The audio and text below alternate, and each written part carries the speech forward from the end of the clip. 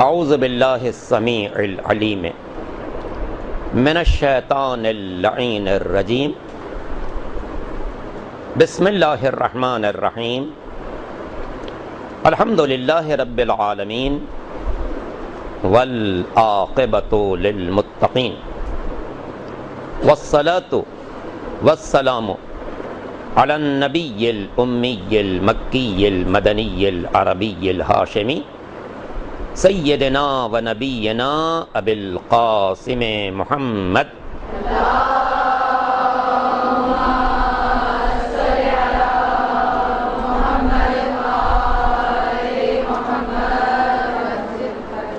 وآلہ الطیبین الطاہرین المعصومین المظلومین الغر المیامین الذین اذهب اللہ عنہم الرجس وطہرہم تطہیرا.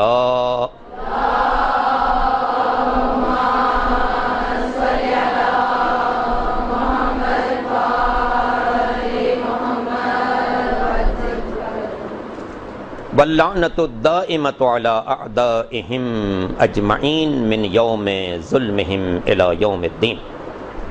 اما بعد فقد قال اللہ سبحانہ وتعالی فی محکم کتابہ الکریم وقولہ الحق.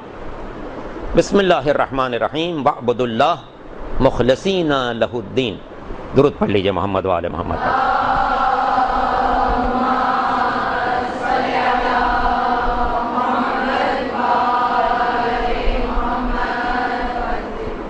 قرآن مجید میں مالک دو جہاں کا ارشاد ہے کہ وَاعْبُدُوا اللَّهَ مُخْلِصِينَ لَهُ الدِّينَ. اللہ کی عبادت کرو دین میں اس کے ساتھ اخلاص رکھتے ہوئے. دو باتیں ہیں، اللہ کی عبادت اور دین میں اخلاص. اخلاص کی قدر و قیمت کا اندازہ اس بات سے لگائیے کہ اگر عام کار خیر ہو اور اس میں اخلاص نہ ہو تو سونا مٹی ہو جاتا ہے، اور عبادت میں اخلاص نہ ہو تو وہ زہر ہے. پہلی بات تو یہ کہ مجھے اس مدرسہ قائم میں آ کے بہت مسرت ہو رہی ہے. ماشاءاللہ کافی بڑی تعداد میں بہنیں یہاں پر موجود ہیں اور درس آل محمد حاصل کر رہی ہیں.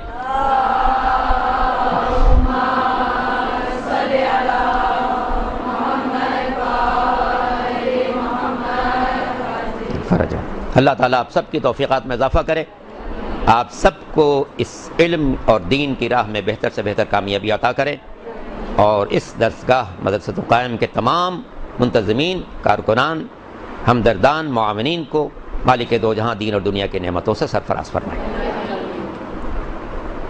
تو توجہ فرمائیے گا، کار خیر میں اخلاص نہ ہو تو سونا مٹی ہے، عبادت میں اگر اخلاص نہ ہو تو زہر ہے. فرض کیجئے ایک جگہ ایک مسجد تعمیر ہو رہی ہے، ایک بڑے صاحب جن کے پاس اچھے وسائل تھے،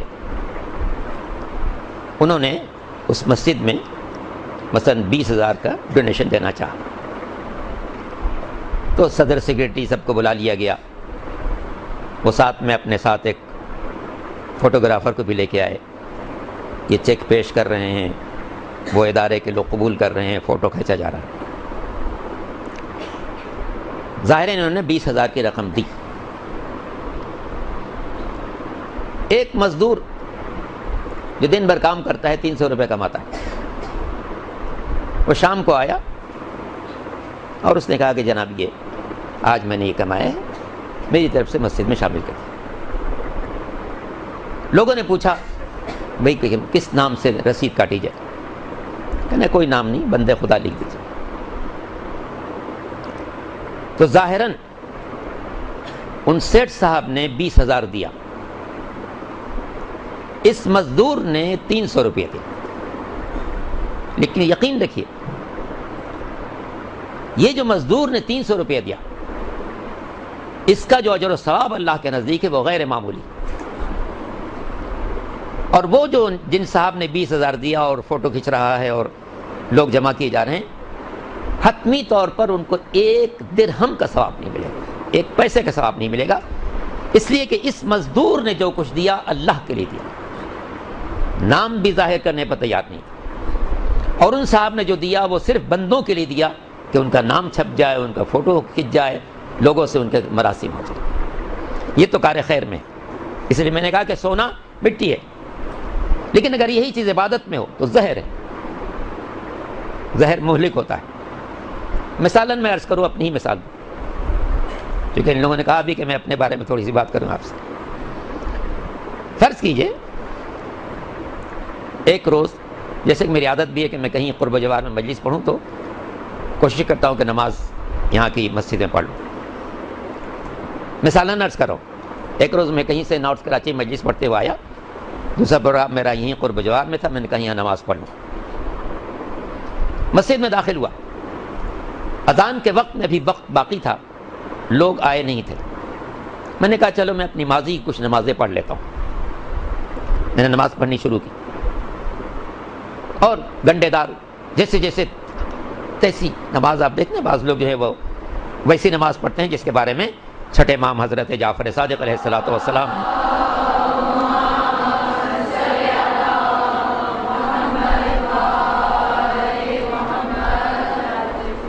ارشاد فرمایا کہ نقر کا نقر الغراب. امام موجود ہے مسجد میں، ایک شخص آیا اور اس نے نماز پڑھنی شروع کی. ابھی تکبیر کہی تھی کہ بس بسم اللہ سرپٹ پڑھتے ہوئے رکوع میں پہنچا. ابھی رکوع میں پہنچا تھا کہ کھڑا ہوا اور سجدے میں پہنچا اور سجدے سے اٹھا اور دوسرا سجدہ. امام نے خود فرمایا نقر کا نقر الغراب. اس نے سجدہ نہیں کیا، زمین پر یوں چونچ ماری ہے جیسے کوا کسی چیز کے لیے چونچ مارتا. اچھا، تو اب چونکہ پبلک نہیں تھی، مسجد خالی تھی، میں جلدی ویسے ہی نماز پڑھ رہا تھا کہ نقر کا نقر الغراب، جلدی رکوع بھی، سجدہ بھی، بسم اللہ الرحمن الرحیم الحمدللہ رب العالمین الرحمن الرحیم مالک یوم الدین، اس رفتار سے چلتا رہا. کافی نمازیں پڑھ لی میں نے، 2-3 نمازیں پڑھ لی. اتنے میں لوگ آنا شروع ہوئے، کیونکہ نماز کا وقت نزدیک آیا تو لوگ آنا شروع ہوئے. اب جب میں نے محسوس کیا کہ لوگ مسجد میں آ رہے ہیں تو میں اپنے آپ کو میں نے ٹھہرایا. اب میں نے بہت ہی اچھی طرح قیام کیا اور قرات بھی بہت اچھی، بسم اللہ الرحمن الرحیم الحمد للہ رب العالمین. بہت اہتمام سے میں نے قرات کی، بہت اہتمام سے رکوع میں گیا. وہی جو کتابوں میں لکھا ہوا کہ بالکل اس شیپ میں ہونا چاہیے ویسا رکوع کیا. پھر سمع اللہ لمن حمدہ، اللہ اکبر. پھر سجدے میں گیا، بڑے اہتمام سے سجدہ کیا. بہت دیر تک سجدے میں ٹھہرا تاکہ لوگوں پر اثر ہو کہ صاحب مولانا صاحب مجلس بھی پڑھتے ہیں اور نماز بھی بہت اچھی پڑھتے ہیں. یہ سب میں کرتا رہا. ایک نماز میں پبلک کے آنے سے پہلے پڑھ رہا تھا، ایک نماز میں پبلک کے آنے کے بعد پڑھ رہا ہوں. جو نماز میں پبلک کے آنے سے پڑھ رہا تھا ظاہراً بدنما تھی، ایسی سرپٹ نماز تھی کہ کوئی دیکھتا تو کہتا ہے ارے یہ مولانا صاحب ان کا نام اتنا اور ایسی نماز پڑھتا. سرپٹ نماز پڑھ رہا تھا. پبلک کے آنے کے بعد بہت خوش نماز پڑھی، کیا کہنا جناب، بڑی اچھی نماز پڑھی. تو پہلے جو نماز پڑھ رہا تھا ظاہراً بدنما تھی، بعد میں جو پڑھی ظاہراً بڑی خوشنما تھی.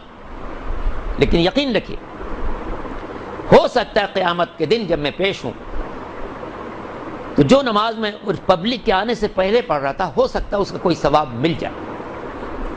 لیکن یہ جو نماز میں نے پبلک کے آنے کے بعد پڑھی ہے، اس پر نہ صرف یہ کہ مجھے ثواب نہیں ملے گا بلکہ قیامت پیش پر انتہائی سخت میری سزا ہوگی.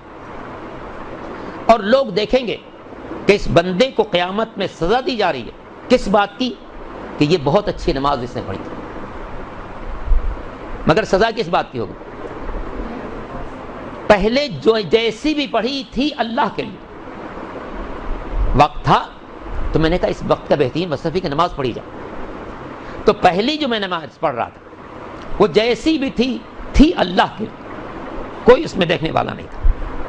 بعد میں نے جو پڑھی وہ اگرچہ ظاہراً بڑی خوشنما تھی مگر تھی پبلک کے لیے، اور قدرت کا اعلان ہے کہ وَاعْبُدُوا اللَّهَ مُخْلِصِينَ لَهُ الدِّينَ، عبادت صرف وہ ہونی چاہیے جو اللہ کے لیے، جو عبادت اللہ کے لیے نہ ہو، نہ صرف یہ کہ وہ عبادت باطل ہے بلکہ انسان قابل سزا، کہ یہ 2 رکعت نماز جو میرے لیے ہونی چاہیے تھی وہ بھی پبلک کے لیے پڑھتا ہے۔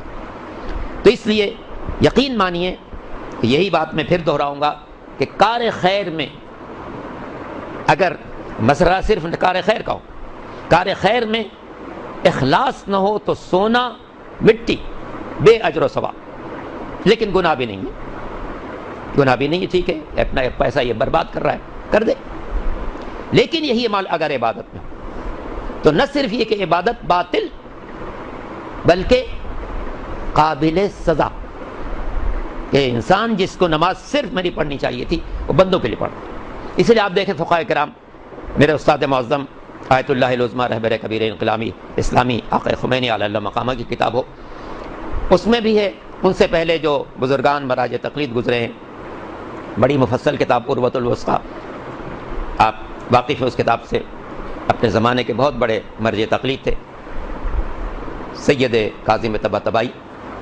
انہوں نے لکھا ہے کہ آپ کی نماز میں کہیں بھی ریاکاری شامل ہو جائے وہیں پر نماز باطل ہو جائے۔ اگر میں نے قنوت بہت اچھا پڑھا لیکن نیت یہ تھی کہ پبلک متاثر ہو، ماشاءاللہ کیا قنوت پڑھائی، وہیں نماز باطل ہو۔ رکوع میں ٹھہرا اور اس انداز سے کہ جناب بالکل جو ایکوریٹ لکھا گیا ہے کہ میری کمر بالکل ویسی ہو کہ پانی کا قطرہ ڈال دیا تو گرے نہیں، اسی انداز سے میں ٹھہرا، نیت یہ ہے کہ پبلک دیکھے کہ جناب واہ واہ واہ مولانا صاحب کیا رکوع کیا ہے نا، وہی نماز باطل۔ تو یہ ہمارے بزرگان نے تصریح کی ہے کہ اگر عبادت میں کہیں بھی ریاکاری شامل ہو جائے، میں وضو کر رہا ہوں، نیت یہ ہو کہ لوگ دیکھیں کہ صاحب کتنا اچھا وضو کرتے ہیں، میں نماز پڑھ رہا ہوں، لوگ کہیں کہ صاحب سبحان اللہ کیسے نماز پڑھ، میں مجلس پڑھ رہا ہوں، لوگ کہیں سبحان اللہ کیسے مجلس پڑھ۔ جس عمل میں بھی ریاکاری شامل ہو جائے، اگر صرف عمل خیر ہے تو عمل خیر باطل ہو جائے گا، بے اجر و ثواب ہو جائے گا۔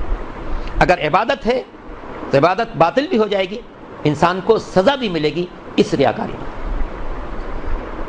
تو اس لیے قرآن مجید کی جو آیت ہے ہمیشہ اس کو انشاءاللہ پیش نظر رکھیے گا، اور امید ہے کہ آپ سب یہاں پر اخلاص کے ساتھ حاصل کر رہی ہیں تعلیم، اور اخلاص کے ساتھ ہی اس کو پہنچائیں گی،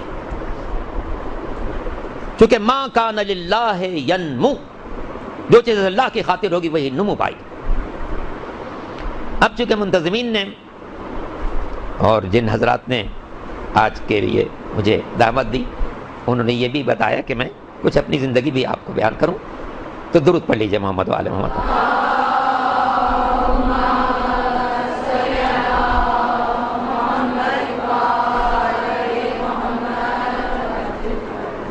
انسان کو پہلے تو اللہ کا شکر ادا کرنا چاہیے کہ اس نے اسے انسان بنایا، دوسرے مسلمان بنایا، تیسرے شیعہ گھرانے میں پیدا کیا۔ یہ سب تو ہم لوگوں کا مشترکہ شکر ہے اللہ کی بارگاہ میں۔ اس کے ساتھ اللہ کا احسان مجھ پر یہ بھی رہا کہ مجھے اس نے ایک ایسے خاندان میں پیدا کیا کہ جو نسلن در نسلن سب عالم دین تھے۔ میرے والد، میرے دادا، میرے پردادا، میرے والد کے 4 بھائی، چاروں عالم دین، میرے دادا عالم دین، میرے نانا عالم دین، میرے نانا کے والد عالم دین۔ ہم لوگ 3 بھائی تھے، ایک ہندوستان میں رہ گئے مولانا نصیر محمد باقر صاحب، وہ بھی عالم دین یہاں، میرے بڑے بھائی جو یہاں تھے مولانا آغا جعفر صاحب، ہم لوگ 3 بھائی تھے، اللہ نے تینوں کو اسی راستے پر رکھا۔ اور پھر مجھے اللہ نے ایک ہی بیٹا دیا ہے، وہ بھی علم دین حاصل کر رہا ہے، دعا فرمائے کہ وہ بھی مستقبل میں امام زمانہ کے خادموں میں شامل ہے۔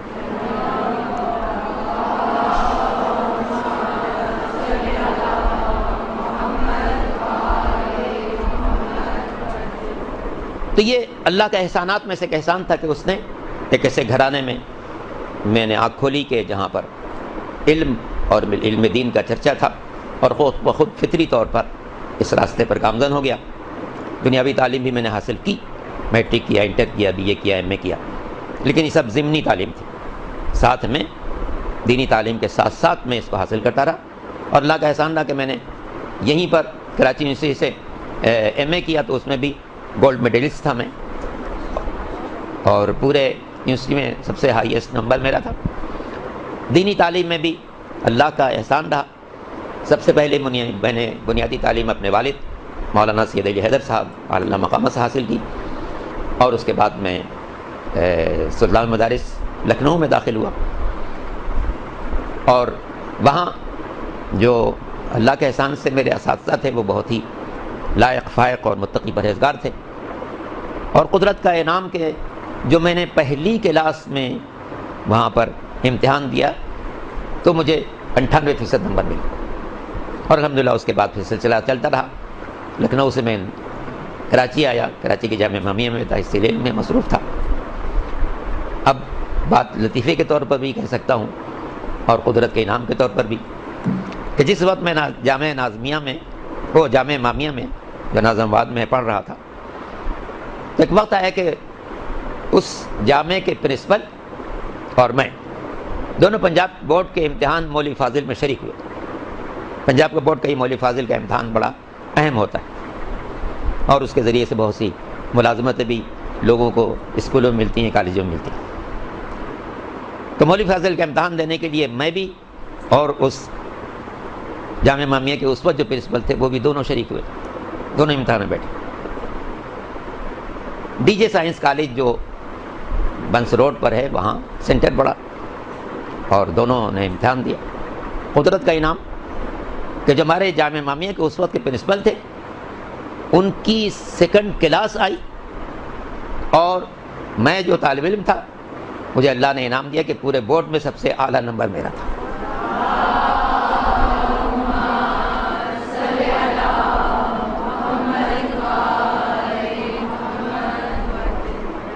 تو جس زمانے میں جامعہ امامیہ میں پڑھ رہا تھا اسی زمانے میں یہاں پر رہبر قبیلہ انقلاب اسلامی آیت اللہ العظمیٰ آیت اللہ خمینی دامہ اعلی اللہ مقامہ کے نائب خاص آقا شریعت یہاں رہتے تھے۔ تو میں جامعہ امامیہ کی کلاسیں اٹینڈ کرنے کے ساتھ ساتھ ان کے گھر بھی جا کے پڑھتا تھا۔ تو اسی وقت سے انہوں نے میرے دل میں انقلاب کی محبت، آقا خمینی کی محبت ان راہوں پر ڈھالا، اور وہ بہت ہی حسین وقت تھا جو میں 3 سال میں نے ان کے خدمت میں حاضری دی۔ پھر میں وہیں سے دروازہ کھلا قم اور نجف جانے کا۔ تو اس زمانے میں چونکہ آقا خمینی کا قیام پہلے قم میں تھا، بعد میں نجف گئے ہیں، تو میں بھی اسی کشش میں قم گیا، لیکن میرے قم پہنچنے سے پہلے آقا خمینی ترکی منتقل ہو چکے تھے، اور وہاں سے نجف اشرف وہ جلا وطنی کا زمانہ ان کا تھا۔ اتفاق یہ ہے کہ آقا خمینی نے جو انقلاب کی مہم شروع کی ہے وہ مدرسے فیضیہ سے شروع کی، اسی لیے اس مدرسے کا نام مدرسے انقلاب بھی ہے۔ بالکل شہزادی معصومہ قم کے حرم مقدس سے متصل ہے وہ مدرسہ، اس کا بہت بڑا صحن ہے۔ اسی میں آغا صاحب نے سب سے پہلے انقلاب کی آواز بلند کی، اور لاکھوں کا مجمع تھا جس میں انہوں نے تقریر کی، اور پھر شاہ نے ان کو گرفتار کیا۔ اتفاقاً جب میں قم پہنچا تو مجھے اسی مدرسے میں رہائش ملی، مدرسے میں داخلہ ہوا اور اسی میں رہائش ملی، کمرہ نمبر میرا 12 آج بھی لکھا ہوا وہاں۔ تو خیر وہاں پڑھتا رہا میں، وہاں کافی عرصہ میں نے تعلیم حاصل کی۔ اس زمانے میں وہاں پر رسائل کے بہت بڑے استاد تھے آقا اعتمادی، ان کے درس میں میں شریک ہوا رہا۔ چونکہ بزرگان کا اس وقت مرکز نجف تھا، حسن آقا خمینی کے نجف چلے جانے کے بعد پوری علمی فضا نجف کی طرف رخ کی ہوئی تھی۔ تو قم میں تحصیل علم کے بعد میں بھی وہیں سے نجف شریف چلا گیا، اور چونکہ یہاں قم میں بھی جیسے یہاں اپنے اساتذہ کی مہربانیاں شامل حال رہیں، قم میں بھی وہاں کے علماء کی مہربانیاں میرے شامل حال رہیں۔ ان سب کی کوششوں سے نجف شریف میں میرا داخلہ اس وقت منظور ہو گیا جب میں ابھی قم میں پڑھ رہا تھا۔ اس زمانے میں مرجع تقلید تھے آقا محسن حکیم اعلی اللہ مقام، جو ہماری ملت جعفریہ کی وہ عظیم شخصیت ہیں کہ ساری دنیا میں ان کے زمانے میں کسی اور کی تقلید نہیں ہوتی تھی، بالکل ایسے مسلم و ثبوت تھے کہ ساری دنیا میں انہی کی تقلید ہوتی تھی، آقا محسن حکیم۔ تو انہی نے میرا داخلہ منظور کیا۔ میں جب قم میں تھا تو میرا داخلہ منظور ہو کے تحریر میرے پاس آ گئی، اور اس تحریر کے مطابق میں نجف اشرف پہنچا۔ اب جو بات میں اسی اخلاص کے حوالے سے آپ سے عرض کروں، دیکھیں بڑی باثمر چیز ہے۔ میں جس دن پہنچا ہوں نجف اشرف میں تو وہ 28 صفر تھی، 28 صفر حضور اکرم کی وفات اور امام حسن مجتبیٰ کی شہادت کی تاریخ۔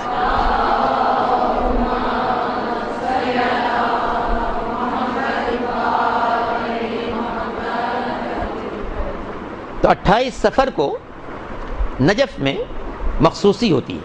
مخصوصی کا مطلب کیا ہے کہ امام کی خاص زیارتیں کچھ دنوں میں ہیں۔ مثلا امام حسین السلام کی 5 مخصوصیاں ہیں جن میں لوگ سارے عراق سے آتے ہیں شہر میں۔ پہلی رجب، 15 رجب، تیسری شعبان، 15ویں شعبان، عرفہ، 9ویں ذی الحجہ، اور سب سے بڑی زیارت ان کی جو ہے وہ زیارت اربعین، جس کی خاص ہدایات ہیں۔ تو امیر المومنین کی مخصوصی جو ہے وہ 28 صفر کو تھی، کیونکہ لوگ پرسادنے آئے تھے امیر المومنین کو، پیغمبر کا بھی اور ان کے فرزند کا بھی۔ میرا پہلا دن تھا اس شہر میں، تو جو شہر میں داخل ہوا تو میری تمنا تھی کہ میں سب سے پہلے زیارت کے لیے جاؤں۔ مولا کے روزے پر گیا، سامان کسی کے یہاں رکھ دیا، کسی جاننے والے کے یہاں، اور خود روزے میں چلا گیا۔ روزے میں جانے کے بعد میں نے زیارت کے بعد مولا کی ذریع پڑھ کے صرف ایک جملہ کہا۔ میں نے کہا دیکھیے میں آپ کا بیٹا بھی ہوں اور آپ کا غلام بھی ہوں، آپ کے شہر میں آیا ہوں تحصیل علم کے، آپ یہاں مجھے معزز طریقے سے رکھیں تو یہ آپ کی مرضی ہے، میں کسی سے کچھ نہیں کہوں گا۔ بس یہ کہہ کے میں چلا آیا۔ تو جو میں نے عرصہ وہاں گزارا ہے، تقریباً سمجھیے 68 سے 76 تک، یہ تقریباً 8 سال کا وقفہ ہوتا ہے۔ جو میں نے درخواست کی تھی مولا سے، اس کی قبولیت مجھے ہر لمحہ محسوس ہو۔ شہر میں اجنبی، پہلا دن ہے میرا نجف اشرف میں، کسی سے بھی شناسائی نہیں ہے، مگر چونکہ میں نے مولا سے یہ خطاب کیا تھا، گزارش کی تھی کہ اس شہر میں آپ کا بیٹا بھی غلام بھی ہو، مجھے معزز رکھنا آپ کے ذمہ۔ میں حرم سے نکلا تو ہندوستان کے ایک بہت ہی معزز عالم دین جو میرے والد سے باخبر تھے، ان کی خدمات سے باخبر تھے، حرم سے نکلا ہوں اور مجھے دروازے پہ مل گئے اور لپٹ گئے۔ کبھی انہوں نے مجھے دیکھا ہوگا، لپٹ گئے۔ کہنے کب آئے؟ میں نے کہا ابھی آیا ہوں۔ کہیں سامان رکھا ہے؟ زیارت کے لیے آیا۔ کہنے بس اب آپ میرے ساتھ چلیں۔ میں نے کہاں چلوں گا؟ کہنے آپ میرے گھر چلیں۔ میں نے کہا نہیں، میں نے اپنا سامان کہیں رکھا ہے۔ کہنے سامان کہیں نہیں جائے گا، آپ میرے گھر چلیں۔ خیر وہ گھر لے گئے، بہترین ضیافت کی، پرتکلف اہتمام کیا اور بہترین کھانا کھلایا۔ اب اس کے بعد غور کیجئے مولا نے کیسے کیسے لاج رکھی۔ یہ بات اس لیے عرض کر رہا ہوں کہ آپ جس کام میں بھی اللہ کو ضامن بنائے، رسول کو مخاطب کریں، ائمہ طاہرین سے کہیں، وہ یقیناً پورا ہو، یقیناً پورا ہو، بشرطے کہ آپ پورے اعتماد کے ساتھ کہ یہ لوگ کام کر سکتے ہیں، یہ کریں۔ تب یہ اس کا پہلا نمونہ یہ سامنے آیا۔ اب اس کے بعد ظاہر ہے کہ میں شہر میں آیا ہوں، اجنبی ہوں، ابھی کوئی مدرسہ نہیں ہے، کوئی جگہ نہیں ہے، ٹھہرنے کی جگہ نہیں ہے، داخلہ نہیں ہوا ہے سوائے اس پرچی کے جو آقا صاحب کی میرے پاس ہے۔ اس زمانے میں ہندوستان پاکستان کے جو طلباء نجف اشرف پہنچتے تھے، ان کے معاملات کے انچارج تھے مولانا سید صادق علی شاہ صاحب، بہت بزرگ عالم دین ہیں۔ میرا خیال ہے اس وقت ان کی عمر 90 سال سے زیادہ ہوگی، دبئی میں مقیم ہیں اپنی بیٹی کے پاس۔ اب ظاہر ہے کہ بیچارے بہت بیمار ہیں، لیٹے رہتے ہیں، لیکن وہاں ایک زمانے میں بڑی مرجع شخصیت تھی. تو نجف میں سارے ہندوستانی پاکستانی طالب علموں کے معاملات کے انچارج وہ تھے، وہی آغا صاحب کی خدمت میں لوگوں کو پیش کرتے تھے، اور اس کے بعد آغا صاحب کے فرمان کے مطابق ان کے سارے امور درست ہوتے تھے. درس بھی طے ہوتا تھا، جگہ بھی طے ہوتی تھی، باقی معاملات بھی جو قانونی ہیں وہ سب طے ہوتے تھے. تب وہ اگلا دن تھا، شاید یہ تیسرا دن ہوگا، مولانا صادق علی شہاب صاحب مجھے لے کر آقا محسن حکیم کے پاس گئے. ظاہر ہے کہ مرجع وقت بھی تھے، سارے احکام انہی کے چلتے تھے، مدرسے کے سلسلے میں انہی کا حکم چلتا تھا. جو قانونی کارروائیاں ہیں اقامے وغیرہ کی، اس میں بھی انہی کا حکم چلتا تھا. تو صادق علی شاہ صاحب مجھے لے کر گئے آقا محسن حکیم کے پاس. ظاہر ہے دس بوسی کے بعد میں بیٹھا، مزاج پرسی کی. اتفاق یہ ہے کہ آغا صاحب کے پاس ایک خط انگلش میں آیا ہوا تھا. اسی دن پہنچا تھا، یہ ایک دن پہلے پہنچا تھا.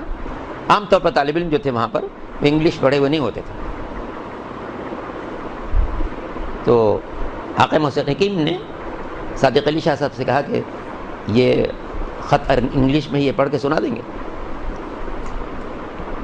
تو انہوں نے کہا کہ ہاں یہ پڑھ کے سنا دیں. تو خط انہوں نے مجھے دیا. میں نے خط کا، انگلش میں خط تھا، اس کا ترجمہ بجائے اردو میں کرنے کے کہ صادق علی شاہ صاحب اردو میں سنیں اور پھر وہ انگلش میں عربی میں ٹرانسفر کریں، میں نے ڈائریکٹ اس کا ترجمہ عربی میں کر کے آقا صاحب کو سنا دیا.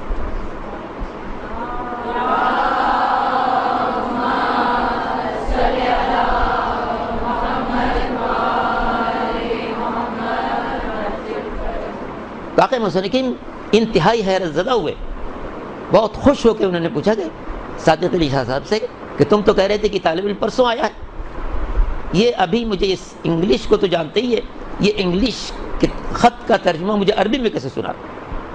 تو انہوں نے بتایا کہ نہیں، یہ بہت عالم کا بیٹا ہے، عالم کا پوتا ہے. تو اس عمل سے مجھے اندازہ ہوا کہ مولا نے میں ہر قدم پر اس جملے کی لاج رکھی. اور انہوں نے آغا صاحب کی بارگاہ میں مجھے سرخرو کیا کہ انہوں نے پہلے دن سے محسوس کیا کہ یہ طالب علم جو ہے وہ انگریزی سے بھی باخبر ہے اور اس انگریزی کا عربی میں ٹرانسفر بھی کر سکتا ہے. تو الحمدللہ اس اللہ کے احسان کی بنا پر اور مولا سے جو گزارش کی تھی اس کی بنا پر یہ جو عرصہ میں نے وہاں پر گزارا، 68 سے لے کے اور 76 کے درمیان کا عرصہ میں نے وہاں گزارا، بہترین اساتذہ ملے. آقا محسن حکیم تو ظاہر ہے کہ مرجع وقت ہے. دروس میں جو کتابیں میں قم سے پڑھ چکا تھا، اس کے بعد کی کتابیں میں نے نجف میں پڑھی، کچھ آقا خمینی کے شاگردوں سے پڑھی، کچھ آقا خوئی کے شاگردوں سے پڑھی. مقاصد ایک بڑی کتاب ہے ہماری فقہ کی، وہ میں نے آقا خمینی کے شاگرد آقا راسی سے پڑھی. اور اس کے بعد کفایہ میں نے آقا خوئی کے ایک شاگرد آقا شیخ صدرہ سے پڑھی. اس طرح فلسفی کتابیں مختلف لوگوں سے پڑھتا رہا. اس کے بعد پھر درس خارج کے جو میرے تھے وہ 3 اہم ترین استاد تھے. درس خارج کے لیے میں آپ سے عرض کر دوں کہ درس خارج در حقیقت انسان کے اندر اجتہادی صلاحیت کو بیدار کرنے والا درس ہے کہ جب انسان اس لائن کی ہر کتاب پڑھ لے گا اور اس میں تحقیق کی صلاحیت پیدا ہو جائے گی، تب وہ درس خارج میں شریک ہونے کے قابل ہوگا. ورنہ اگر اس کے بغیر کوئی شخص جا کے بیٹھ جائے تو اسے کچھ سمجھ میں نہیں آئے گا کہ یہاں پر کیا بیان کیا جائے، کیونکہ جتنے دروس سے وہ گزر چکا ہے، اس کے بعد جب تحقیقی مراحل آ رہے ہیں اور اب اس میں اجتہاد کی صلاحیت بیدار کی جا رہی ہے، اس کے لیے وہ درس ہوتا ہے. تو اس درس خارج میں میرے خاص 3 استاد تھے. زعیم حوزہ آقا خوئی علیہ الرحمہ، رہبر کبیر انقلاب اسلامی آیت اللہ العظمیٰ آقا خمینی علیہ الرحمہ، اور فیلسوف شرق آیت اللہ سید محمد باقر الصدر. یہ 3 میرے بہت ہی اہم استاد تھے جنہوں نے در حقیقت میری زندگی کو سجانے میں، سنوارنے میں سب سے بڑا کردار ادا کیا. اور ان کے دروس کی بھی تقسیم ایسی تھی کہ وقت کا ٹکراؤ نہیں تھا. صبح 10 بجے آقا خمینی کا درس مسجد شیخ میں ہوتا تھا. شام کو 4 بجے آقا باقر صدر الشہید علیہ الرحمہ کا درس مسجد توسی میں ہوتا تھا. اور نماز مغربین کے فوراً بعد زعیم حوزہ آقا خوئی کا درس، آقا سید ابوالقاسم خوئی کا درس مسجد خضرا میں ہوتا تھا. یہ تینوں میرے بزرگان تھے. اور الحمدللہ تقریباً 4 سال مجھے ان سے کسب فیض کا موقع ملا کہ صبح کو آقا خمینی کے یہاں، سپہر میں آقا باقر صدر کے یہاں، اور رات کو آقا سید ابوالقاسم خوئی علیہ الرحمہ کے. تینوں اپنے زمانے کے بہت ہی بلند مرتبہ شخصیتیں تھیں. علم کی گہرائی کے اعتبار سے آقا خوئی اپنے زمانے میں انتہائی بے مثال شخصیت. ان کے انتقال پر ایک آرٹیکل چھپا ہے لبنان سے.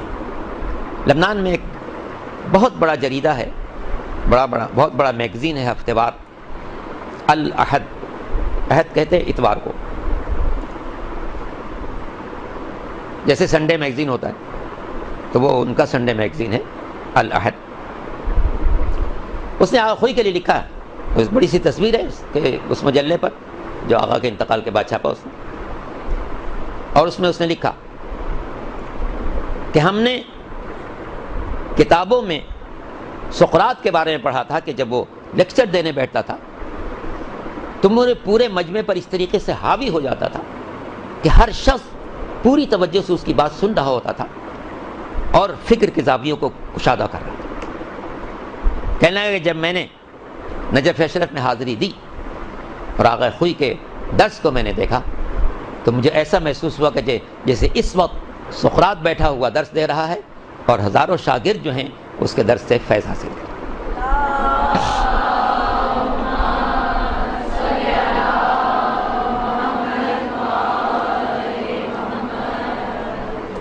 اسی طرح سے آقا خمینی علی اللہ مقامہ ایک انتہائی بلند شخصیت تھے علمی اعتبار سے. انقلاب تو سارا ان کا جانا پہچانا ہے آپ کا. علمی اعتبار سے بھی انتہائی بلند شخصیت، غیر معمولی. اندازہ اس بات سے کیجئے، نجف اشرف میں ایک بہت ہی ممتاز عالم دین تھے آقا شیخ راستی. مقاصد کا بہترین درس دیتے تھے. مقاصد ہمارے فقہ کی سب سے بڑی کتاب ہے، اس کا بہترین درس آقا راستی دیتے تھے. وہ ایک عجیب جملہ کہتے تھے میں نے چونکہ آقا خمینی نجف میں پہنچے ہیں سن 65 میں. وہ فرماتے ہیں آقا راستی زندہ ہیں تو اللہ ان کو سلامت رکھے، دنیا سے چلے گئے ہیں تو اللہ ان کے درجات بلند کرے. آقا راستی فرماتے تھے کہ آقا خمینی کی آمد سے پہلے میں سارے بزرگان کے درس میں حاضر ہو چکا تھا، سب سے کسب فیض کر چکا تھا، اور میں سمجھتا تھا کہ اب جتنے درس کی ضرورت تھی وہ میں نے سب حاصل کر لی. لیکن جب آقا خمینی اس شہر میں تشریف لائے اور میں نے ان کے درس میں جانا شروع کیا تو مجھے احساس ہوا کہ میں تو ابھی کچھ بھی نہیں جانتا.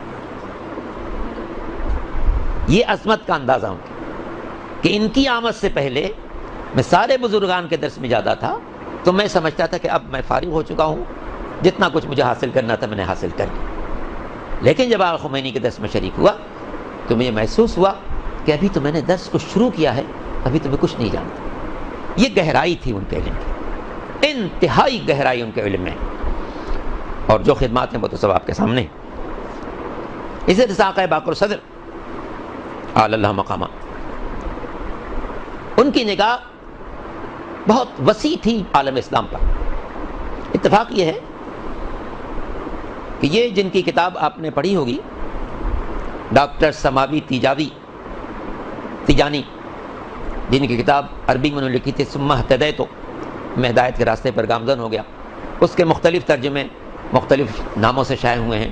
کہیں پر شائع ہوا ہے میں ہدایت پا گیا، کہیں پر تجلی کے نام سے، کہیں کسی اور نام سے، مختلف لوگوں نے ترجمے کیے. اس کے علاوہ بھی ان کی بڑی کتابیں مقبول ہیں کہ وہ پہلے ادھر تھے بعد میں ادھر آئے، انہیں اپنی روزات بھی لکھی میں کیسے آیا.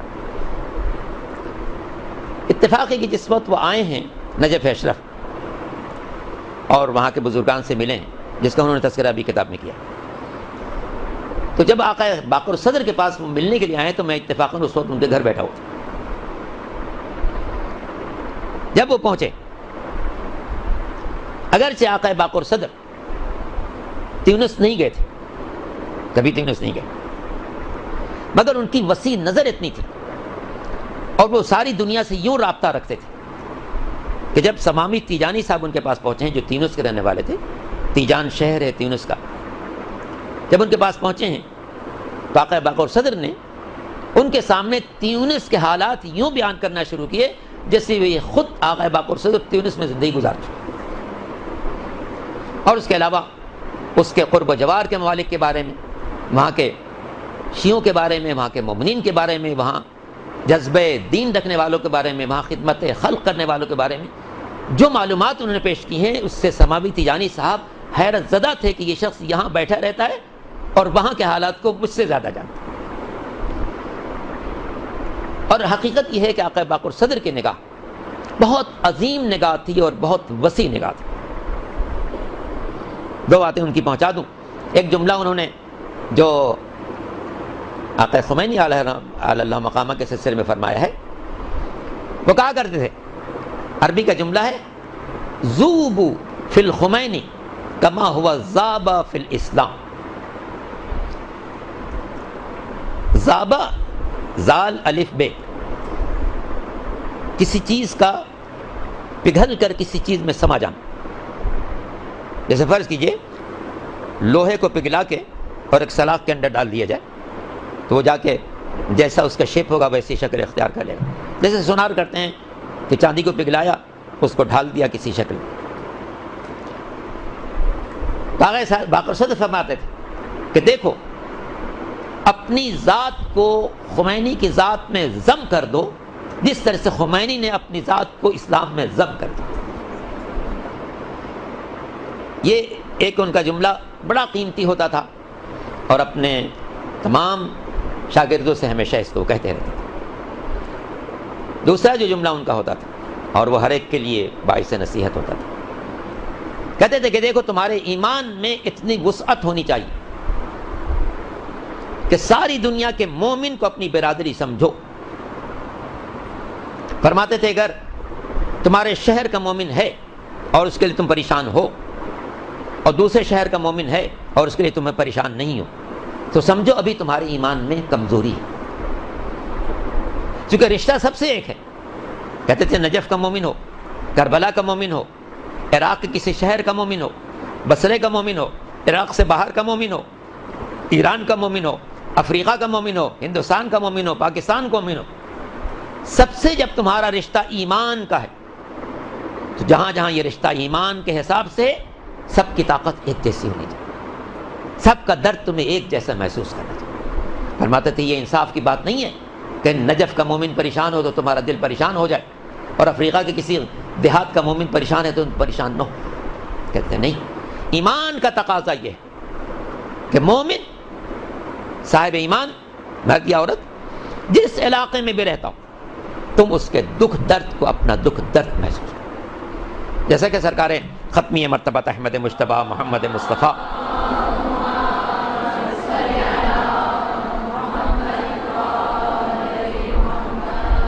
صلی اللہ علیہ وسلم کا بہت مشہور ارشاد بھی ہے، صاحب آپ کا جانا پہچانا بھی ہے، کہ من اصبح ولم یہتم بامور المسلمین فلیس بمسلم۔ جو شخص صبح کا آغاز اس حالت میں کرے کہ اس کو کلمہ گو لوگوں کے بارے میں کوئی فکر نہ ہو، تو وہ سمجھ لے کہ اس کا تعلق کلمہ گو لوگوں سے نہیں ہے۔ وسعت نظر ہونی چاہیے۔ انسان جو ہے وہ ہر مومن کو صرف ایمان کے رشتے سے تولے، بلکہ میں سمجھتا ہوں اس سے بھی زیادہ وسیع تر ہونا چاہیے۔ جناب ابراہیم کے حالات میں یہ بات ہے کہ انہوں نے قدرت سے درخواست کی تھی، پالنے والے مجھے دکھا دے دنیا میں کیا ہو رہا ہے۔ زیادہ بات کر گیا میں، درود پڑھ لے محمد وعلی محمد۔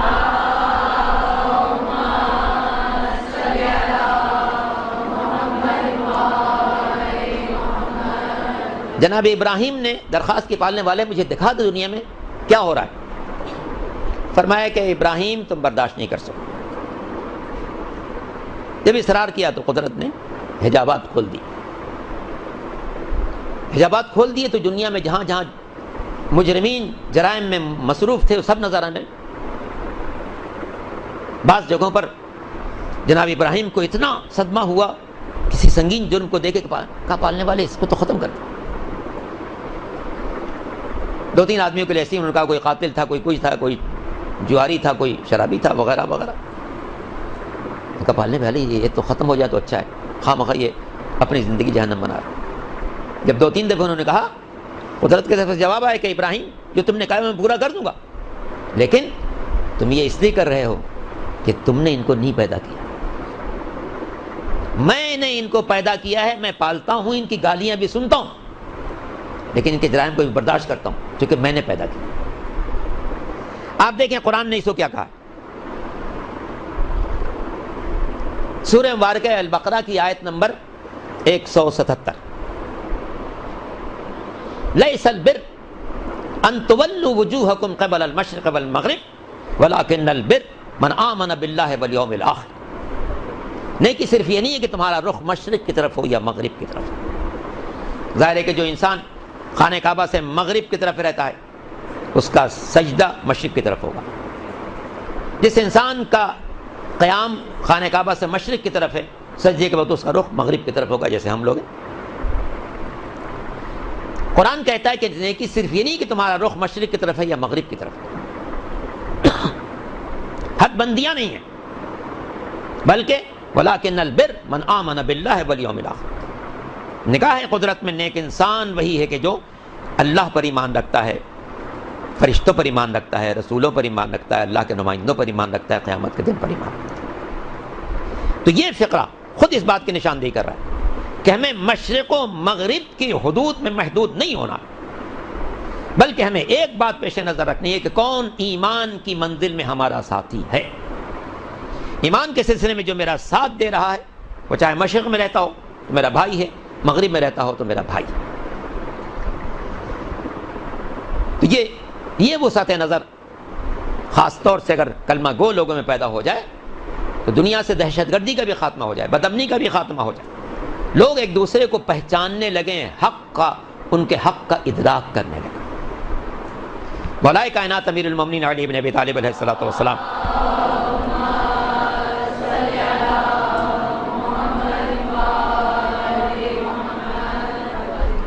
جل فرج ہوں نے اپنے گورنر مالک اشتر کو جو دستور لکھ کے دیا ہے وہ سب سے جامع دستور ہے. الحمدللہ اس کا بہت سی دنیا کے زبانوں میں ترجمہ بھی ہوا ہے, اور ایک جامع دستور ہے مملکت کو صحیح اسلامی خطوط پر سنبھالنے کی. آپ سب اس سے باخبر ہیں. اس میں جو جملہ لکھا ہے مولا نے شروع میں, بالکل اے مالک میں جن لوگوں کے درمیان تمہیں بھیج رہا ہوں, اما اخ لک فی الدین اور نذیر لک فی الخلق, وہ یا تو مذہب کے اعتبار سے تمہارے بھائی ہوں گے یا انسانیت کے اعتبار سے تمہارے ساتھی ہوں گے. اے مالک نہ بھائی کا حق پامال کرنا نہ ساتھی کا حق پامال کرنا. جو لوگ مذہب کے اعتبار سے تمہارے بھائی ہیں ان کے حقوق کا خیال کرنا بھائی سمجھ, جو انسانیت میں تمہارے ساتھی ہیں ان کے حقوق کا خیال رکھنا انسانیت میں ساتھی ہونے کے اعتبار سے. مولا کے اس فرمان پر اگر عمل کر دیا جائے تو دنیا کے کسی انسان کو یہ شکوہ نہیں ہوگا کہ مجھے میرے مذہب کی بنا پر میرے حق سے محروم کیا جائے, بلکہ مولا نے ایک وسیع النظر حکومت قائم کرنے کی مثال قائم کی کہ دیکھو دنیا میں جتنے انسان بھی زندگی گزار رہے ہیں, تمہارے پڑوس میں رہتا ہو, تمہارے محلے میں رہتا ہو, تمہارے شہر میں رہتا ہو, تمہارے صوبے میں رہتا ہو, تمہارے ملک میں رہتا ہو, تمہارے بر اعظم میں رہتا ہو یا کسی اور بر اعظم میں رہتا ہو, دنیا کا جو انسان بھی ملے گا یا ہم عقیدہ ہوگا یا عقیدے مختلف ہوگا, ہم عقیدہ ہو اسے اپنا بھائی سمجھو, اس کے حق کا خیال رکھو.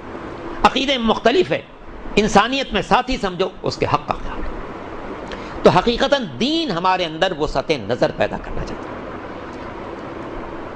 تو میں بات چونکہ اب پھر وہی آ جاتی ہے کہ ان لوگوں نے چاہا کہ میں اپنی زندگی کے بارے میں بھی مزید آپ کو کچھ بتا دوں. درود پڑھ لیجیے محمد و آل محمد.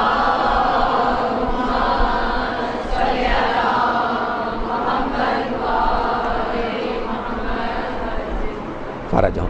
خدا عالم کا احسان کہ یہ بزرگان مجھے استاد کے طور پر ملے, اور جب میں وہاں سے چلنے لگا نجف اشرف سے، تو میں نے مولا سے ایک عہد کیا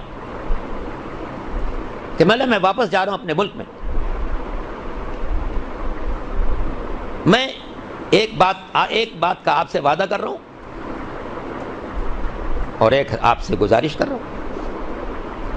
وعدہ یہ ہے کہ میں کسی بھی دینی خدمت کے سلسلے میں کوئی معاوضہ کبھی کسی سے طلب نہیں کروں، اور آپ سے درخواست یہ ہے کہ جس طریقے سے آپ نے مجھے یہاں معزز رکھا ہے مجھے اپنے ملک میں بھی معزز رکھے۔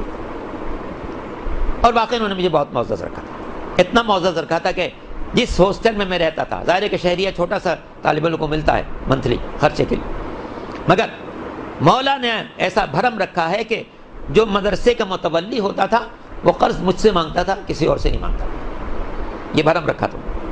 خیر، مولانا سے چلتے وقت میں نے یہ کہا کہ جناب میں جا رہا ہوں اپنے ملک میں، جو دینی بھی خدمت انجام دوں گا میں معاوضہ کبھی کسی سے نہیں طلب کروں، چاہے نکاح پڑھوں، مجلس پڑھوں، کچھ کروں، معاوضہ کبھی نہیں طلب کروں۔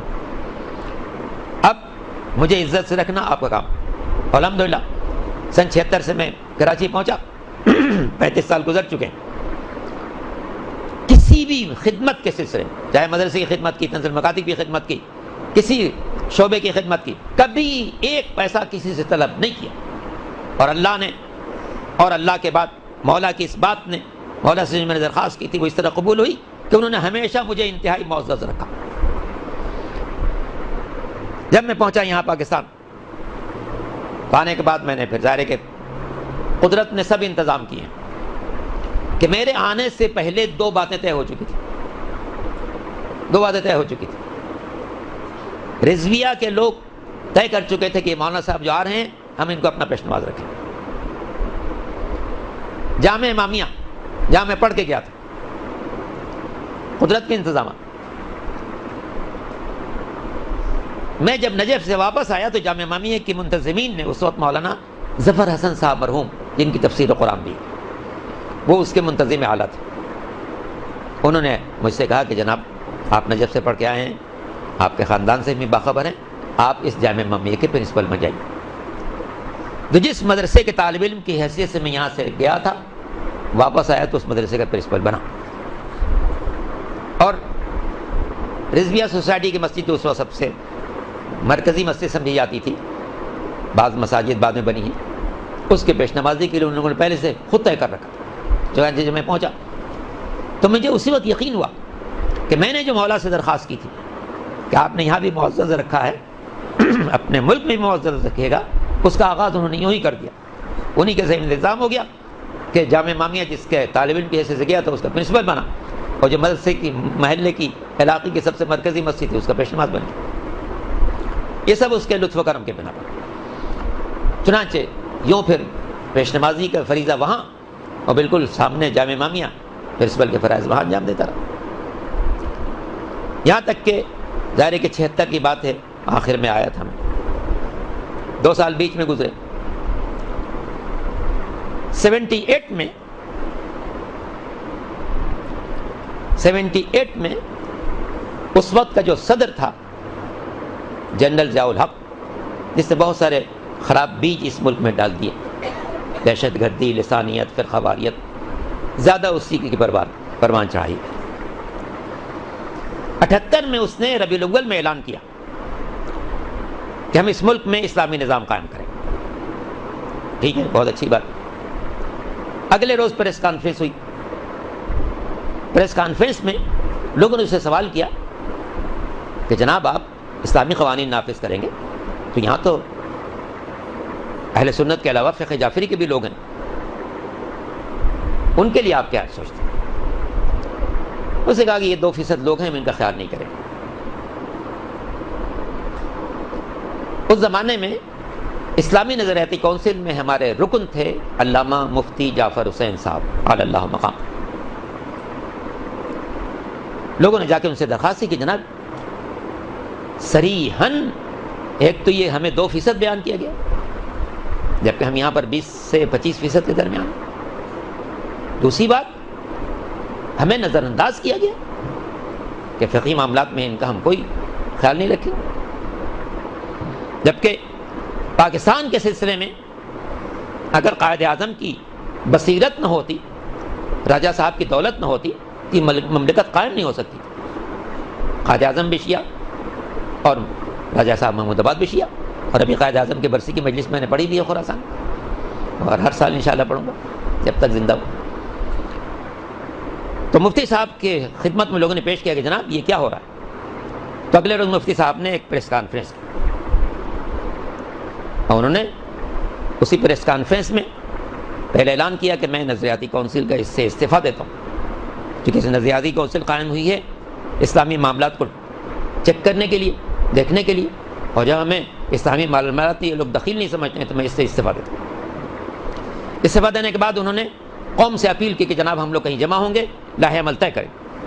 چنانچہ بھکر میں کنونشن ہوا.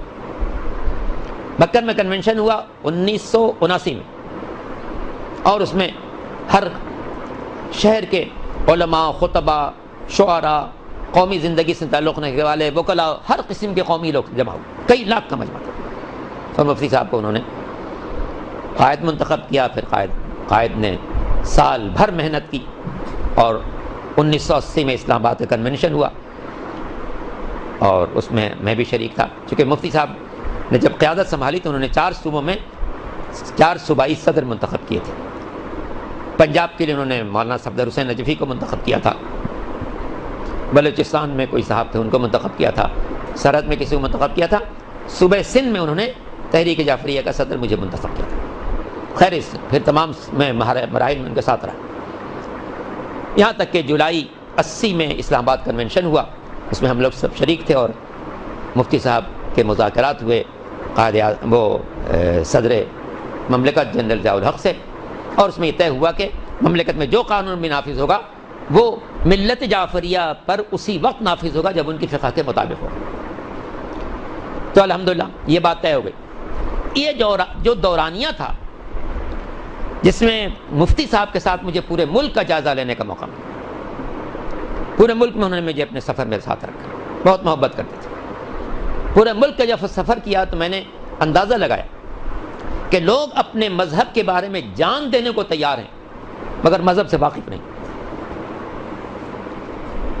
اور یہ المیہ ہے کہ جس مذہب کے لیے لوگ جان دینے کو تیار ہوں اس سے واقف بھی نہیں. بعض لوگ ایسے ہیں جن سے آپ کلمہ پوچھیں تو کلمہ صحیح نہیں سنائیں، ائمہ طاہرین کے نام پوچھیں پورے نام نہیں ترتیب سے بتا سکیں، ان کے والدین کو پوچھیں تو غیر معمولی قسم کے جواب دینا شروع کر دیں. تو اس قسم کی باتیں تھیں. ضرور درست ہے محمد وعلی محمد پر.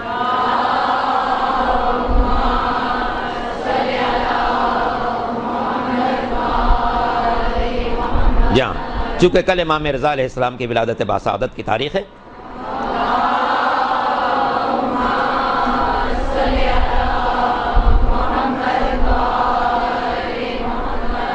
تو چند باتوں کی طرف اشارہ کیا گیا. انشاءاللہ میں وہ امام کے بارے میں بھی کچھ آپ سے عرض کروں گا، یہ بات مکمل ہو جائے. تو جناب یہ بہت ہم لوگ کو حیرت ہوئی کہ جس مذہب کے لیے جان دینے کو تیار ہیں اس مذہب کی تعلیمات سے بے خبر. چنانچہ اسی تاثر کی بنا پر 1981 میں ادارہ تنظیم المکاتب قائم کیا میں نے، جو الحمدللہ 30 سال سے اس فرض کو انجام دے رہا ہے کہ نسل نو کو اس کے دین سے باخبر کر دیا. الحمدللہ خدا عالم کے احسان سے اس وقت 1150 مقامات پر دنیا سینٹر ہیں، اور اس میں 45,000 بچے پڑھ رہے ہیں، تاکہ یہ بچے اپنے دین سے باخبر ہو کر جوان. تنظیم المکاتب جو کام کر رہا ہے وہ چھوٹے چھوٹے بچوں پر کہ ان کو دین سکھائے، تاکہ یہ بچے جب جوان ہوں تو دین سے باخبر ہو چکے ہوں. جب انسان دین سے باخبر ہوگا تو اسی پابندی کرے گا. چونکہ ابھی آپ جب اس درسگاہ میں آئیں گی تو پہلی بات آپ کو نظر آئے گی کہ جنت کا راستہ علم کے ذریعے سے طے ہوتا ہے. تو ظاہر ہے کہ سرکار ختمی مرتبہ احمد مجتبیٰ محمد مصطفیٰ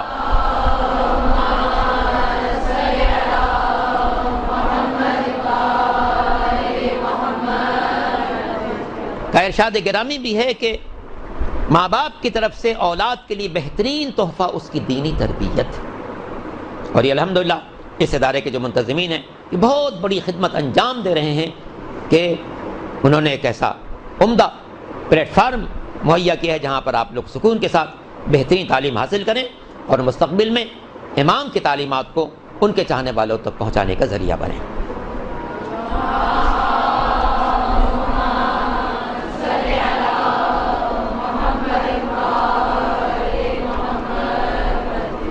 عجل فرجهم، چونکہ آج کی شب جو ہے وہ امام ہشتم حضرت علی رضا علیہ السلام کی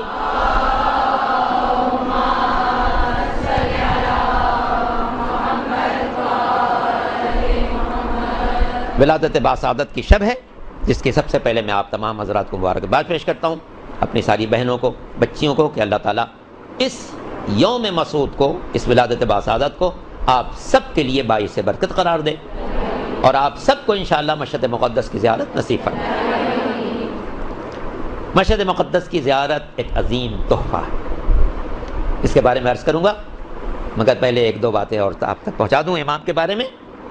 امام ہشتم کی جب آپ زیارت پڑھتی ہیں، اور یہ زیارت لوگوں کو یاد بھی ہے، کتابوں میں لکھی بھی ہے، آغاز ہوتا ہے السلام علیک یا غریب الغرباء، اس کے بعد کچھ اور فقرے ہیں، اس کے بعد آپ پڑھتی ہیں السلام علیک یا سلطان العرب والعجم، دونوں جملے ایک ہی زیارت کے اندر ہیں۔ غریب الغرباء بھی کہتے ہیں، سلطان العرب والعجم بھی کہتے ہیں۔ امام کی ولادت باسعادت جو ہے 11 ذی القعدہ سن 148 ہجری، 11 ذی القعدہ سن 148 ہجری، چھٹے امام کی شہادت سے 17 یا 27 دن کے بعد، کیونکہ چھٹے امام کی شہادت کی 2 تاریخیں کتابوں میں ملتی ہیں، 15 شوال اور 25 شوال، تو 15 شوال کے اعتبار سے تقریباً 26 دن بنتے ہیں، اور 25 شوال کی روایت کے اعتبار سے تقریباً 16 دن بنتے ہیں، تو 16 یا 26 دن کا وقفہ ہے 8ویں امام کی شہادت اور وہ چھٹے امام کی شہادت اور 8ویں امام کی ولادت کے درمیان۔ منتہی الاعمال جو شیخ عباس قمی کی ترتیب زیادہ بہت اچھی کتاب ہے، چادہ معصومین کے حالات زندگی انہوں نے بڑے اہتمام سے لکھے ہیں، شیخ عباس قمی جن کی مفاتی ہے انہی کی کتاب ہے منتہی الاعمال، جس میں چادہ معصومین کے حالات بہت ہی اہتمام کے ساتھ انہوں نے لکھے۔ اس کتاب میں بہت تفصیلی حالات ہیں امام کے، اس میں ایک فقرہ انہوں نے لکھا ہے کہ امام ہشتم کے لیے چھٹے امام تمنا کرتے تھے کاش میں اس بچے کی آمد کے موقع پر دنیا میں موجود ہو جا جسے اللہ نے عالم آل محمد قرار دیا۔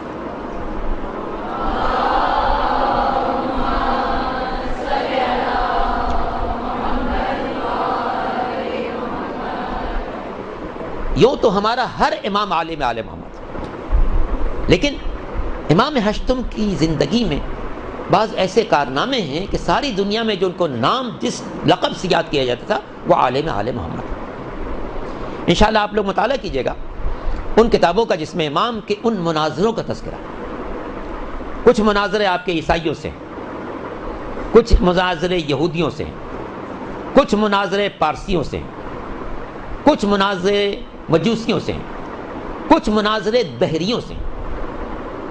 دہریوں کے سے جو مناظرے ہیں ان کا خاص طور سے مطالعہ کیجیے، اس لیے ہو سکتا ہے کہ آپ کا واسطہ عیسائیوں سے نہ پڑے، یہودیوں سے نہ پڑے، پارسیوں سے نہ پڑے، مجوسیوں سے نہ پڑے، لیکن آپ کا واسطہ دہریوں سے پڑے۔ ہر بہت سے گھروں میں دہری موجود، دہریت کی فکر رکھنے والے موجود، ورنہ زمانہ ان کو دہریت کی طرف لے جاتا۔ تو اس لیے میں چاہوں گا کہ آپ لوگ جب امام ہشتم کے حالات پڑھیں تو ان مناظروں پر کو بھی پیش نظر رکھیے گا جو امام نے دہریوں سے کی، جو کسی دین کو نہیں مانتے۔ تو ایک ایسے وسیع ان کے مناظرے ہیں، اور آپ کو وہ فارسی میں مل جائیں گے، اور ممکن ہے کہ ان کا اردو ترجمہ بھی ہو چکا ہے۔ عیون و اخبار رضا، عیون و اخبار رضا امام رضا علیہ السلام کے ارشادات کا مجموعہ ہے۔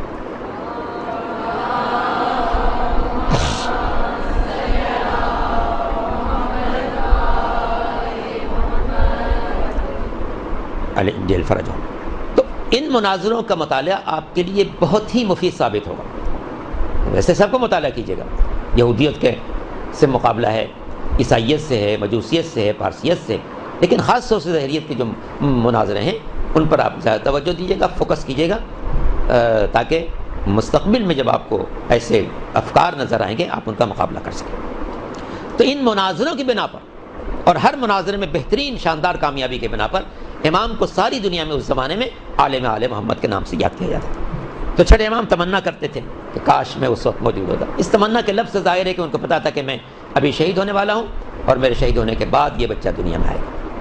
تو 11 ذی القعدہ سن 148 ہجری میں آپ کی ولادت باسعادت، اور دو قول ہیں شہادت کے سلسلے میں. ایک 23 ذی القعدہ کا قول ہے اور ایک جو قول زیادہ مشہور ہو گیا 17 صفر سن 203 ہجری. تو اس طرح مشہور قول کے مطابق صرف 55 سال کی زندگی امام نے گزاری ہے دنیا میں. تو میں عرض کر رہا تھا کہ آپ امام کی زیارت پڑھتی ہیں تو کہتی ہیں السلام علیکہ یا غریب الغرباء، اور پھر اسی زیارت میں پڑھتی ہیں السلام علیکہ یا سلطان العرب والعجم. ایک طرف غریب الغرباء، ایک طرف سلطان العرب والعجم. بہت سے رضوی سادات جو ہیں جب کبھی فخر کرنا چاہتے ہیں تو کہتے ہیں جناب ہم سلطان العرب والعجم کے اولاد ہیں، اور جب انکساری کرنا چاہتے ہیں تو کہتے ہیں ہم تو غریب الغرباء کی اولاد ہیں. قابل فکر بات ہے کہ چونکہ آپ لوگ سب علم کی راہوں میں ہیں اور آپ سب کو اللہ تعالیٰ کامیابی عطا کرے کہ یہ دو باتیں کیسے جمع ہوئیں. غریب الغرباء گویا بہت غریب، صرف غریب نہیں، غریب الغرباء، اور سلطان العرب والعجم. عرب اور عجم دنیا کے یہ دو حصے ہیں. جو عربی بولتے ہیں وہ عربی ہیں، عرب ہیں، باقی ساری دنیا عجم ہے. ہم سب عجم ہیں، یعنی عرب کے علاوہ جن کی مادری زبان عرب نہ ہو وہ سب عجم. تو یہ جو جملہ پڑھا جاتا ہے کہ آپ بادشاہ ہیں عرب و عجم کے، یعنی ساری دنیا کی جتنی مخلوقات ہیں، جتنے انسان ہیں، سب کے آپ بادشاہ ہیں اور کوئی شک نہیں. لیکن یہ دو باتیں جمع کیسے ہوئیں؟ غریب الغرباء، غریبوں کے بھی غریب، اور سلطان العرب والعجم، عرب و عجم ثانی دنیا کے بادشاہ. یہ کیسے ہو سکتا ہے کہ انتہائی غریب اور انتہائی بادشاہ؟ لیکن اصل بات کیا ہے؟ اصل بات یہ کہ یہاں پر جو غریب کا لفظ ہے وہ اردو والا غریب نہیں ہے، عربی والا غریب. اردو میں غریب اسے کہتے ہیں جس کے پاس پیسے نہ ہو. عربی میں غریب اسے کہتے ہیں جو اپنے وطن سے دور ہو، اپنے وطن سے دور ہو. اس لیے آپ کو دو اماموں کی زیارت کے میں غریب کا لفظ ملے گا. ایک امام حسین علیہ السلام کی زیارت کے سلسلے میں،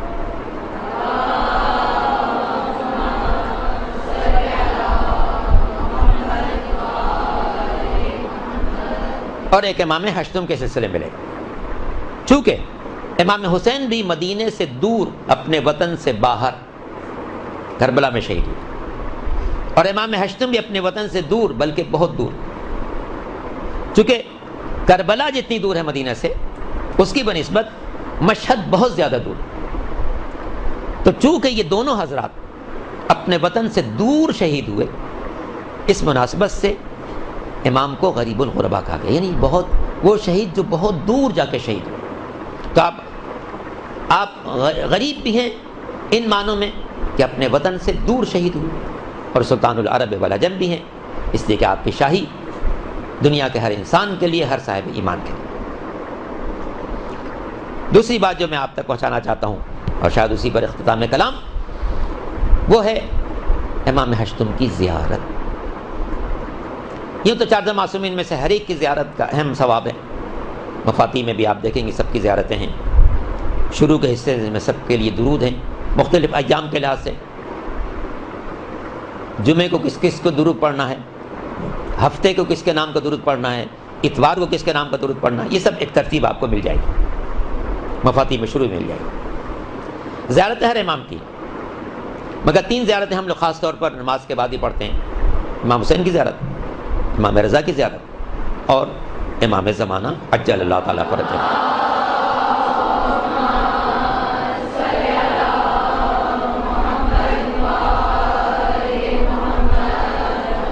وعجل فرجہ.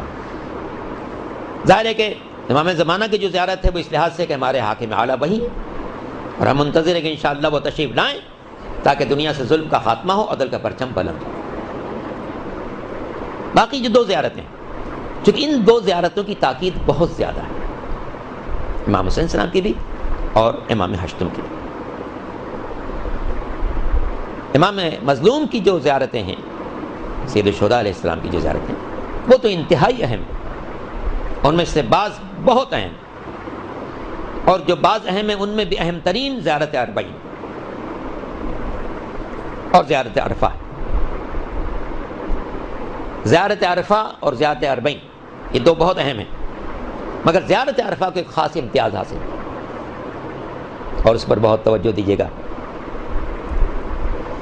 ایک شخص ہے جس نے اپنا واجب حج کر لیا ہے، اب وہ مستحب حج کے لیے جانا چاہتا ہے،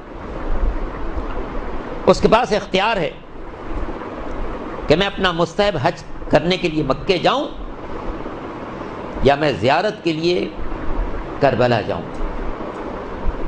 ان دو تاریخوں میں، اس تاریخ و نویں کو یا میں کربلا میں رہوں یا عرفات میں رہوں حج کے لیے۔ تو بکثرت روایتیں اس بات کی ہیں کہ اگر ایسے صورتحال ہو تو یہ جو یہ شخص کربلا میں حاضری دے گا اس کو 70 حج کا ثواب۔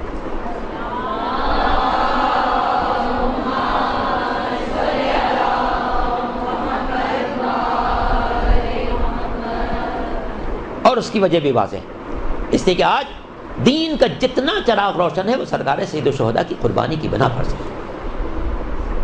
یہ مسجدوں سے اذانیں، قرآن کی تلاوت، کعبے کا طواف، حج، نماز، جو کچھ باقی ہے سرکار سید الشہداء کی بنا پر باقی۔ امام حسین جو نکلے تھے اس لیے کہ نانا کا دین مٹایا جا رہا تھا، ضرورت تھی کہ اپنا خون دے کر اس دین کو زندگی عطا کرے۔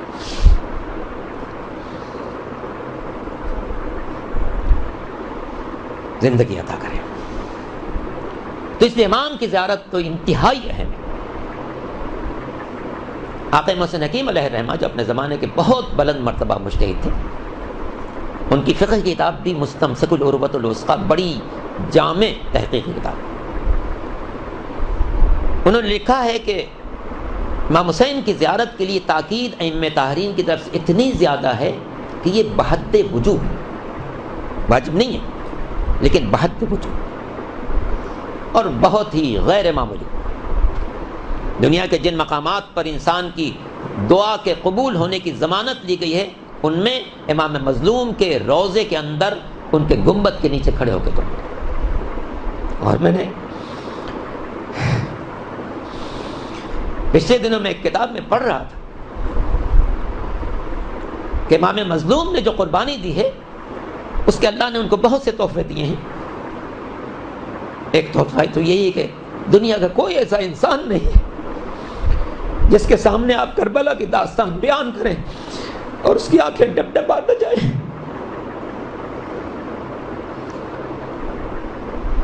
ہندوؤں نے مرثیے کہے ہیں، ہندوؤں کے گھروں وہ مجلسیں ہوتی ہیں، پارسیوں کے یہاں مجلسیں ہوتی ہیں، دنیا کے مختلف مذاہب کے لوگ حسین کا غم مناتے ہیں۔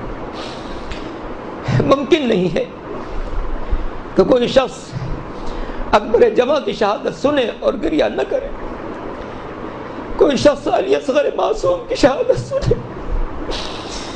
اور گریہ نہ کرے۔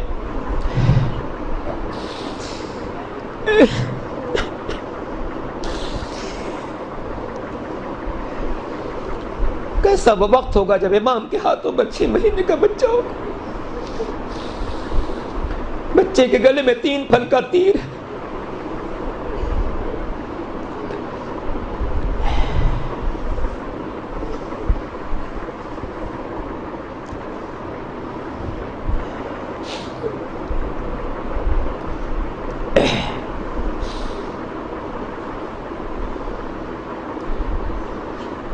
تو 14 معصومین میں سے سب سے اہم زیارت تو سرکار سید الشہداء کی، اور ہونی بھی چاہیے، ہونی بھی چاہیے۔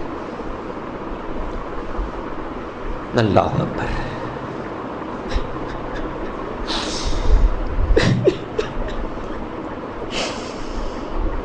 فاطمہ کا لال کربلا کی صدر،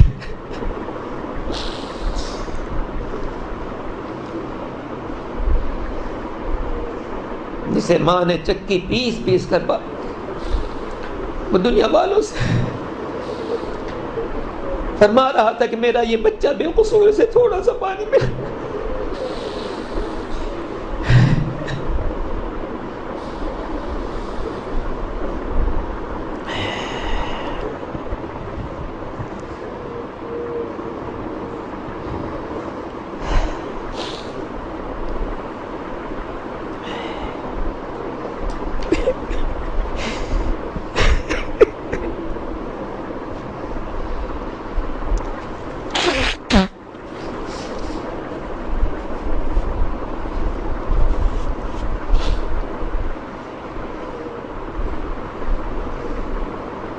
تو حق ہے کہ امام کی زیارت سب سے اہم ہو. تو سید الشہداء کی زیارت کے بعد جو سب سے اہم زیارت ہے وہ امام ہشتم کی زیارت ہے. کیا زیارت ہے, اور ہم اہل پاکستان کے لیے تو یہ ایک نادر زیارت ہے جو بہت مختصر رقم میں ہو سکتی ہے.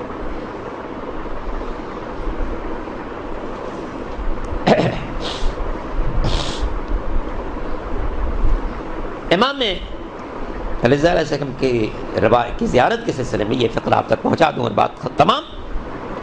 امام نے فرمایا کہ جو شخص معرفت کے ساتھ میری زیارت کو آئے, میں 3 جگہوں پر اس کا ضامن. آپ سنتی ہیں, پڑھتی ہیں کہ امام کے نام کے ساتھ لکھا جاتا ہے امام سامن ضامن. امام سامن ضامن. ضامن کے معنی 8واں, ضامن کے معنی ضمانت لینے والا. تو یہ ہم قافیہ تو ہیں دونوں لفظ سامن ضامن, لیکن یہ جو ہم کہتے ہیں کہ امام سامن ضامن, یہ صرف قافیہ کے طور پر نہیں کہتے, بلکہ امام ہشتم نے ایک ضمانت لی. امام نے فرمایا کہ جو شخص معرفت کے ساتھ میری زیارت کو آئے, میں 3 جگہوں پر اس کی ضمانت لیتا ہوں. موت سے پہلے راحت نصیب ہوگی, موت کے بعد مغفرت نصیب ہوگی, روز قیامت میری شفاعت نصیب.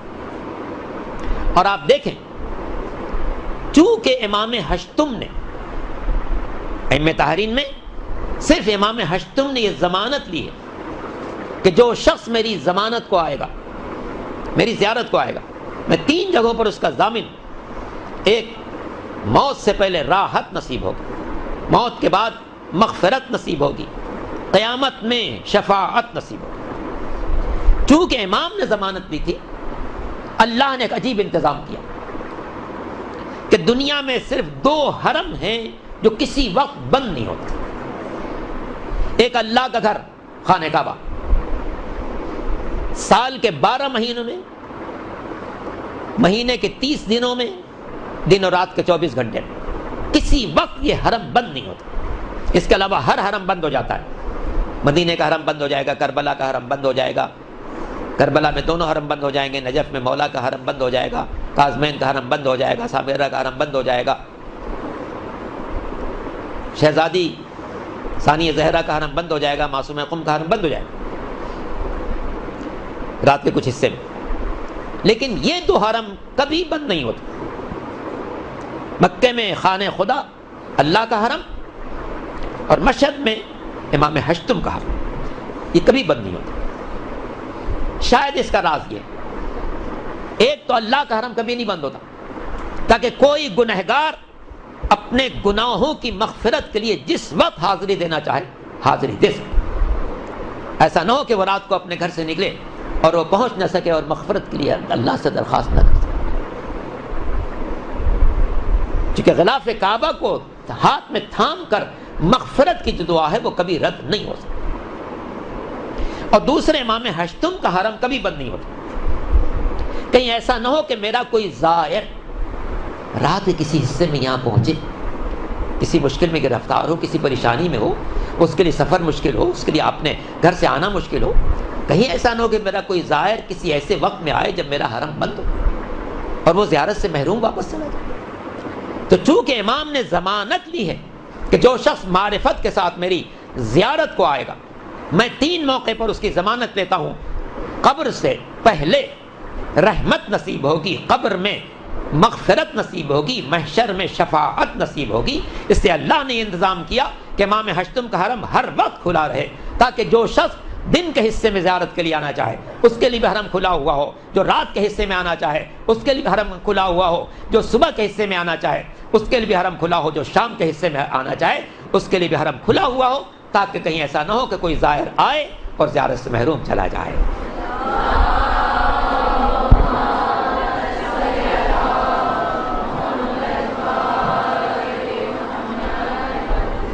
عجل فرجہم۔ آئیے سب مل کر دعا کرتے ہیں، الہی و سیدی و مولائی بحق محمد وانت المحمود وبحق علی وانت الاعلی وبحق فاطمہ وانت فاطر السماوات والارض وبحق الحسن وانت المحسن وبحق الحسین وانت قدیم الاحسان وبحق الائمۃ المعصومین من ذریۃ الحسین علیہ السلام۔